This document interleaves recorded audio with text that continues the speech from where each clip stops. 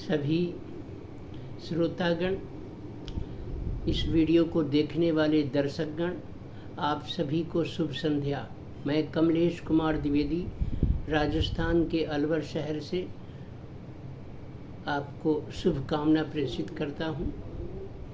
और इसी के साथ आज आपकी उपासना, पूजा, भक्ति के बारे में एक खास बात बताता हूं। देखिए, आप नियमित रूप से अथवा आपके परिवार के सदस्य नियमित रूप से किसी न किसी देवी देवता की उपासना अवश्य करते होंगे, मंदिर आते जाते होंगे, किसी भी देव की पूजा में उनका मन लगता होगा, श्रद्धा उनके दिल में रहती होगी, नवरात्र में करते होंगे अथवा दैनिक पूजा के रूप में उन इष्ट को करते होंगे जहाँ उनका मन लगता है, जिसके प्रति उनके दिल में अगाध श्रद्धा है, भक्ति है, उनकी पूजा वो करते आ रहे होंगे या आप भी करते होंगे। मेरे कहने का मतलब, जिसकी पूजा, जिसकी भक्ति आप बचपन से करते आ रहे हैं उन्हें करते रहिए, कोई समस्या नहीं है। आप करते रहिए उनकी पूजा और करते रहिए। लेकिन एक बात बताता हूँ कि हमारे जो पूर्वज थे, दादा परदादा परदादी, दादी परदादी, वो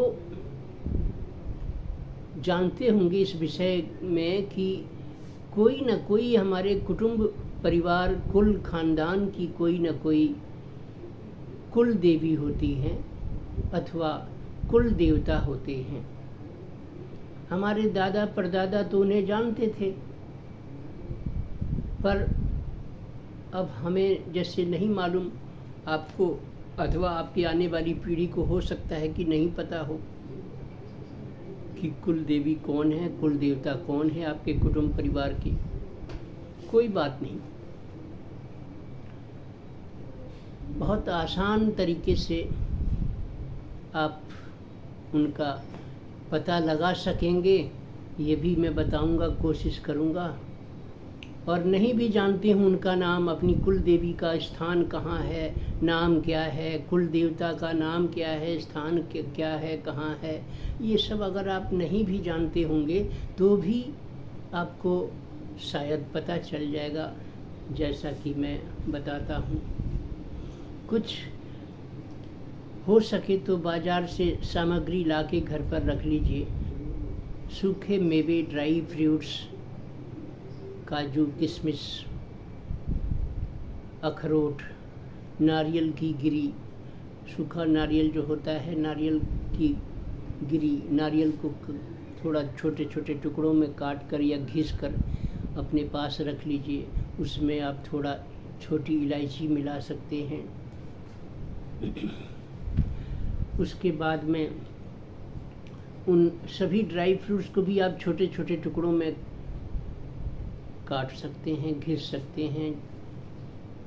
अब क्या करना है कि गाय का कहीं घी मिल जाए, गोघृत, उस घी को भी बाज़ार से या फिर अड़ोस पड़ोस में कहीं गाय किसी ने पाल रखी हो, उनके पास मिल जाए तो वहाँ से ले आइए। थोड़ा सा गाय का घी और सूखे मेवे, लौंग, इलायची, बतासे, ये सब सामग्री आप अपने पास व्यवस्था करके रख लीजिए। अब क्या करना है कि किसी मिट्टी के पात्र में, बड़े से पात्र में, कोई मिट्टी का ढक्कन टाइप का हो, शकोरा, ढकना, अथवा आहुति देने के लिए एक मिट्टी का ही बना हुआ पात्र बिकता है, मटके बनाने वालों की दुकान पर मिल जाएगा, वहाँ से ले आ सकते हैं। या फिर आपके पास धूपदानी, उसको मिट्टी की होती है, धूपदानी कहते हैं, कहीं मिल जाए तो ले आइएगा, नहीं तो कोई भी अल्टरनेटिव व्यवस्था अपना कर लीजिएगा, कोई वैकल्पिक व्यवस्था कर लीजिएगा और ला के घर पर रख लीजिएगा। हो सके तो शुक्ल पक्ष का अगर प्रथम दिवस है, प्रथमा तिथि एकम, जिसको राजस्थान के लोग पड़वा भी कहते हैं, प्रतिपदा, शुद्ध संस्कृत में उसे पंचांग की भाषा में प्रतिपदा कहा जाता है। उस दिन से हो सके तो आप शुद्ध स्नान आदि से निवृत्त होकर धुले हुए शुद्ध वस्त्र पहनकर, हो सके तो अपने घर में जो आपके रसोई बनती है वो भी किसी परिवार की स्त्री को कह दीजिए कि शुद्धता से बनाएं, नहा धोकर बनाएं। चौका चूल्हा उसको थोड़ा गीले कपड़े से पोंछ कर बनाएं। पहली रोटी बना करके, और अगर कुल देवी हैं और कुल देवता भी हैं, आपको जानकारी है, मालूम है, तो 2 रोटियां बनवा लीजिए। अगर कुल देवता का पता है तो 1 रोटी बनवा लीजिए, या कुल देवता का पता नहीं है, कुल देवी का पता है तो भी 1 रोटी उनके लिए पहले बनवा लीजिए, छोटी बड़ी कैसी भी रोटी। और कुल देवी या कुल देवता में से कोई एक की जानकारी है तो एक ही की 1 रोटी बनवा लीजिए। दोनों की जानकारी हो तो दोनों का बनवा लीजिए। और उसके बाद में थोड़ा गुड़, छोटा टुकड़ा, स्मॉल पीस में एक छोटा सा गुड़ का टुकड़ा भी उस रोटी पर रख दीजिए। और उसके बाद में आप लेकर के अपनी कुल देवी के नाम से पहली रोटी पर कुल देवी का स्मरण करके, हे मेरी कुल देवी माँ, आप जो कोई भी हों, जहाँ कहीं भी हों, मुझे परिचय दीजिएगा, लेकिन हे मेरी कुल देवी माँ, हमारे परिवार की ओर से, हमारी तरफ से यह हमारी रसोई में बना हुआ भोजन का प्रथम अंश ये आप स्वीकार कर लीजिए। ऐसा कह करके वो रोटी कुल देवी के नाम पर निकाल कर किसी अच्छे सुंदर शुद्ध प्लेट में रखकर उस पर एक गुड़ का टुकड़ा रखकर और ले लीजिए।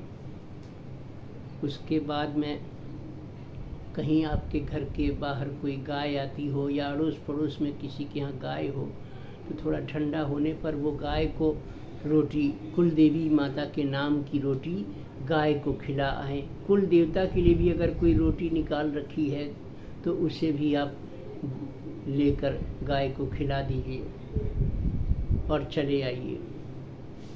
उसके बाद शुद्ध कंबल का या कोई कुश का आसन ले लीजिए। कुश या कंबल का आसन लेकर पूरब मुखी होकर बैठ जाइए, पूरब की ओर बैठ जाइए। जनेऊ यज्ञोपवीत पहनते हैं तो पहने रहिए।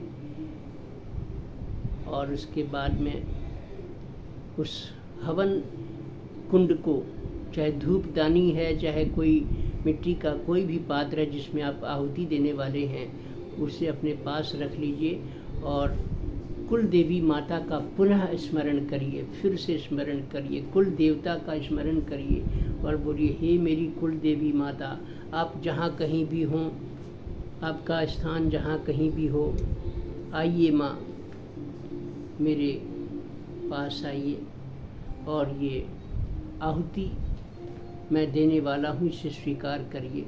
ऐसा सोच करके मान लीजिए कि कुल देवी माता उपस्थित हो गई हैं, आपके पास आ गई हैं।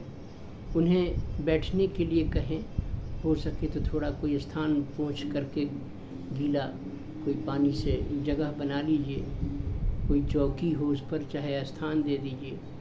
और उसके बाद अपनी कुल देवी माता से प्रणाम करके उनको थोड़ा जल अर्पण करिए। उनके चरण धुलाने के लिए, उनको आचमन के लिए थोड़ी जल गिरा दीजिए। चम्मच मिलता है मार्केट में चांदी इसका तांबे का, उसमें जल ले करके थोड़ा उनको आचमन करा दीजिए। उसके बाद में नमस्कार करके कुल देवी माता को थोड़ा पुष्प, अगर लाल पुष्प मिल जाए तो बहुत अच्छा है, पुष्प अर्पण कर दीजिए। उसके बाद कोई प्रसाद आपके पास है तो वो आप जैसे बतासे हैं तो 2 बतासे रख सकते हैं, लड्डू है तो लड्डू रख सकते हैं, बूंदी है तो बूंदी रख सकते हैं, ड्राई फ्रूट्स है तो ड्राई फ्रूट्स रख सकते हैं। ये सब रखकर उनके समक्ष निवेदन करिए ग्रहण करने के लिए। और उसके साथ ही थोड़ा अपना हवन कुंड जो है उसको नमस्कार करके उस पर थोड़ा रोली का तिलक लगा दीजिए, कुल देवी माता का नाम लेकर, हे कुल देवी माँ, और ऐसा कहकर हवन पात्र पर भी थोड़ा तिलक लगा दीजिए। अब क्या करना है कि 5 बार या 7 बार आहुति आपको देनी है। कैसे? जो मैंने कहा कि ड्राई फ्रूट्स, नारियल की कतरने, बादाम की गिरी, अखरोट हो सकता है, कोई भी ड्राई फ्रूट्स की कोई भी सामग्री आप रख सकते हैं। उसको थोड़ा गाय के घी मिला करके उनको थोड़ा मिश्रण कर दीजिए। और उसके बाद में ये अनामिका, मध्यमा और अंगूठा, ये 3 उंगलियां जो है ना, 3 उंगलियां, अंगूठा, मध्यमा और अनामिका, इन 3 उंगलियों से हवन सामग्री जो आपने तैयार की है, घी मिला लिया है, उनमें आप ऐसे थोड़ा सा आहुति ले करके, वो आहुति के लिए मात्रा, और कपूर जला लीजिए। वैसे देखो, एक मैं बात बताता हूँ, जो गाय का गोबर होता है, गाय के उपले, उसे बहुत सी महिलाएं उसको थाप करके कहीं सुखाती हैं। लेकिन अगर आपको कहीं ऐसा अवसर मिल जाए कि गाय का गोबर ऐसे ही कहीं सड़क पर मिल जाए तो उसको थापिए मत, बल्कि वैसे ही सूख जाने दीजिए। और जब वो सूख जाए 2 दिन में, 4 दिन में, 6 दिन में, तो उसे सूखे हुए गोबर को ही आप अपने लिए आहुति के लिए ले आके रख लीजिए। और उसके बाद में, या फिर कपूर तो सुलभ है, भीमसेनी कपूर लाकर रख लीजिए घर में, और कपूर प्रज्वलित करके, और वो जो हवन सामग्री आपने नारियल इत्यादि का मिश्रण घी में मिला करके, बतासे वगैरह का चूर्ण, ये सब जो आपने तैयार कर रखा है, इलायची मिला लीजिए, लौंग मिला लीजिए, और इस सब को लेकर कुल देवी माता के नाम पर 5 बार आहुति दे दीजिए अग्नि में, अग्नि प्रज्वलित करके। अपनी भाषा में बोलिए कि हे कुल देवी माँ, आहुति स्वीकार करो, अग्नि में छोड़ दीजिए 5 बार, हे कुल देवी माँ स्वीकार करो 5 बार, ऐसा कर दीजिए, या 7 बार कर दीजिए। कुल देवता का भी आप जानकारी है तो उनको भी आप 5 बार, 7 बार आहुति दे सकते हैं। उसके बाद में बस थोड़ा सा जल ले करके, या वो आचमन का जो चम्मच होता है उससे जल ले करके, हवन पात्र जो है आपका बर्तन, उसके चारों तरफ से क्लॉकवाइज घुमा करके जल छोड़ दीजिए। आहुति के बाद जल भी अर्पण हो गया। अब कुल देवी माता को नमस्कार कर लीजिए। अगर वो सोमवार कुल देवता हैं तो सोमवार उनका कोई भी दिन वैसे अपने मन से आप तय कर लीजिए कि सोमवार को मैं कुल देवता जी का हवन करूंगा, या आहुति दूंगा, या उनको भोग प्रसाद दूंगा। या कुल देवी के लिए आप चाहें तो शुक्रवार चुन सकते हैं, सप्ताह का शुक्रवार कुल देवी माता के लिए चुन लीजिए, कुल देवता के लिए सोमवार चुन लीजिए। वैसे आप कोई भी दिन सप्ताह का चुन सकते हैं, जैसे बृहस्पतिवार भी चुन सकते हैं, रविवार भी चुन सकते हैं, कोई भी एक अपनी सुविधा से मन में सोच लीजिए, और उसी वार को, उसी दिन को आप आहुति दिया कीजिए, भोग प्रसाद दीजिए, पुष्प चढ़ाइए उनके नाम पर। सुबह उठें तो कुल देवी माता का स्मरण करके उठें, सोने जाएं तो स्मरण करके जाएं, कार्य के लिए निकल रहे हैं तो उनका नाम लेकर जाएं। और अगर ये क्रिया आपकी चलती रही श्रद्धा और प्रेम से, तो देखिए आपके घर में जो भी पूजा आप करते आ रहे थे अब तक, वो सभी देवी देवता भी एक कुल देवी माता के प्रसन्न हो जाने से, एक कुल देवी माता या कुल देवता जी को प्रसन्न कर लेने से वो आपके सभी इष्ट भी प्रसन्न हो जाएंगे। उनकी कृपा का लाभ आपको बड़ी शीघ्र मिलने लग जाएगा और आपकी मनोकामनाएं जो नहीं पूरी हो रही थी या अटकती थी या देर हो रही थी, वो भी अब बड़ी सहजता और सरलता से आपके काम बनने लग जाएंगे। 21 दिन, 31 दिन, 5-7 सप्ताह, 11 सप्ताह, 21 सप्ताह कुछ अपने तपोबल को, अपनी साधना को पकने दीजिए, भाव को बढ़ने दीजिए। कुल देवी माता से रात को सोते समय आग्रह करके सो सकते हैं कि हे कुल देवी माँ,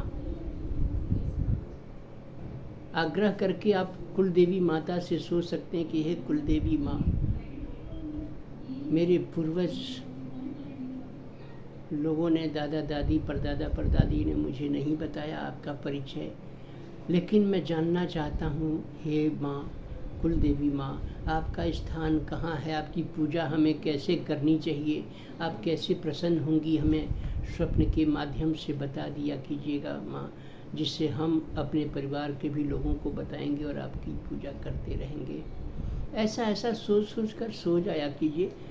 2 बार 4 बार 10 बार ऐसे 2-4-10 दिन तक सोचते रहिए। सोच सोच कर निवेदन कर कर के सोइए। हो सकता है कि आपको स्वप्न के माध्यम से कुल देवी अथवा कुल देवता जी अपनी पूजा की विधि और या अपना परिचय या अपना नाम कुछ न कुछ संकेत देने लग जाएंगे। जो भी संकेत मिले उसे अपने मन में ही रखिए, किसी के सामने उसका प्रकाशन न करें, किसी के सामने उसे बताएं नहीं, गुप्त रखें। और आप देखेंगे कि इसके बाद आपके जीवन में बड़ा परिवर्तन आने लगा, खुशियाँ बढ़ने लग गईं, रुकावटें, जीवन में कोई बाधा अब नहीं आ रही, उन्नति हो रही है। अच्छा, दूसरी बात, आपके फसल कहीं खेत है, किसान हैं, अगर आप फसल उगाते हैं या उपार्जन करते हैं बिजनेस से, नौकरी से, कहीं से भी, तो कुछ अपनी कमाई का हिस्सा कुल देवी या कुल देवता जी के नाम पर, अपने इष्ट देवता जी के नाम पर निकाल लीजिए। उसे इकट्ठा करते रहिए। कुछ भी जो भी आप कमा के लाए उसमें से थोड़ा अंश कुल देवी और कुल देवता जी के नाम पर निकाल के रख लीजिए। गुल्लक चाहे गुल्लक बना लीजिए। और कभी जब भी उनके स्थान पर आपका आना जाना हो, उनका परिचय मिल जाए या किसी से पता चल जाए और आप उनके नाम पर जाना आना, उनके धाम पर, उनके मंदिर पर शुरू कर दें, तो कभी वहाँ जाके वहाँ की दान पेटी में कुछ अपना और मिला करके और वहाँ दान करके आ जाएं।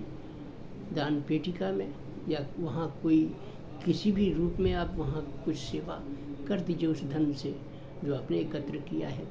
आप देखेंगे कि आपके जीवन में बहुत आसानी हो गई और आपके सभी इष्ट देव भी अब आप पर बहुत मेहरबान हो गए। बहुत सरल है ना। कोई पाठ नहीं करना, कुछ आहुतियाँ देनी है सप्ताह में 1 बार। रोज़ देते हैं तो और अच्छी बात है। बहुत से लोग हैं जो रोज़ देते हैं, नहीं तो कम से कम सप्ताह में 1 बार दें। नाम उनका उच्चारण करते रहें, फूल पुष्प चढ़ाएं, धूप चढ़ाएं। विशेष त्यौहार है उस दिन उनकी आहुति दें, उनका भोजन प्रसादी दें, उनका नाम लें।